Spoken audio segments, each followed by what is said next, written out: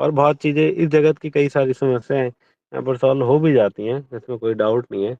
लेकिन वास्तविक जो समस्या है, मन की समस्या, अनर्थों की समस्या, ये मन जो हमें बार-बार इस संसार में लाता है, ये मन जो हमें बार-बार काम, क्रोध, ईर्ष्या, द्वेष, अहंकार ये देता है, ये मन जो बार-बार ओवरथिंकिंग करता है, स्ट्रेस में आ जाता है, ये सारी समस्याएँ कैसे जाएँगी? ठीक है? ये मन जो भगवान में एक क्षण भी नहीं लगता, ये मन जिसका भगवान का नाम लेने का मन नहीं करता, ये मन जो साधु संतों में दोष दिखाता है, ये कैसे ठीक होगा? ठीक है?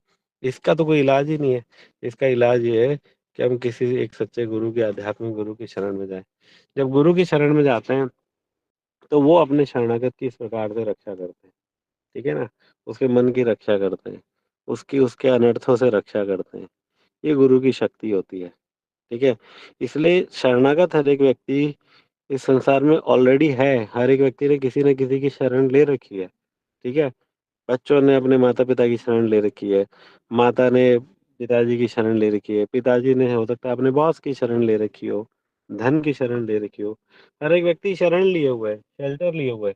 लेकिन वो शरण उनको पूरी तरीके से इम्यूनिटी नहीं दे रही है।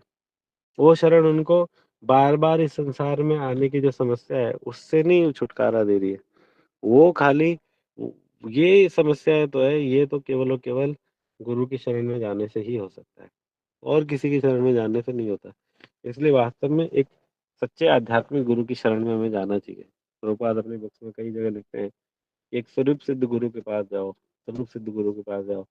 ये स्वरूप सिद्ध गुरु ने सत्य का दर्शन किया है, उनको सत्य पता है। उनको इस जगत का भी सत्य पता है और उनको परम सत्य भी पता है, और कैसे उस सत्य को प्राप्त किया जाए, वो मार्ग भी पता है। इसलिए गुरु की शरण में जाओ और गुरु से सुनो, गुरु से सीखो, ठीक है? और अपने हृदय से उनकी सेवा करो। जो जितना गुरु के प्रति शरणागत होगा, उनकी आज्ञा के प्रति शरणागत होगा, उतने जल्दी-जल्दी उसके अनर्थ सारे खत्म हो जाएँगे, ठीक है ना? जो कार्य, जो अनर्थ को हटाने का कार्य, जो आपकी चिंता, जो भी चीज़ जो आप अपनी पूरी जोर लगा के नहीं कर पा रहे थे, पूरी इंद्रियों की ताकत से, मन की ताकत से, अपने ज्ञान से नहीं कर पा रहे थे। अगर आपका अपने गुरु से प्रेम है, ठीक है? आप अपने गुरु को शरणागत हैं, तो गुरु के एक इंस्ट्रक्शन पे हो जाएगा वो कार्य। गुरु बोलेंगे कि बेटा ये करना है, ठीक है? तो वो तुरंत हो जाएगा, फटाफट हो जाएगा। बड़ी से बड़ी प्रॉब्लम छूट जाएगी, ठीक है ना? इसलिए शरणागति में वास्तव में बहुत शक्ति है, बहुत शक्ति है। क्योंकि जिनके हम शरणागत हो रहे हैं, वो बहुत हेवी लोग हैं।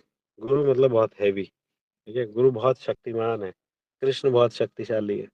कृष्ण तो खुलेआम दावा कर रहे हैं भगवत गीता में। क्या कह रहे हैं कृष्ण?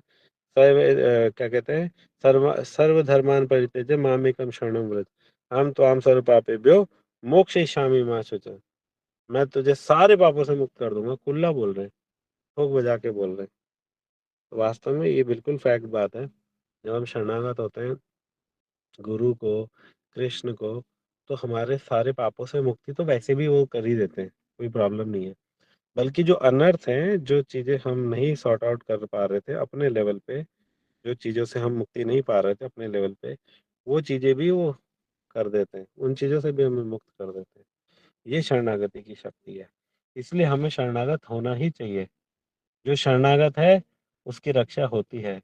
जो शरणागत नहीं है, उसकी रक्षा कैसे होएगी? ठीक है?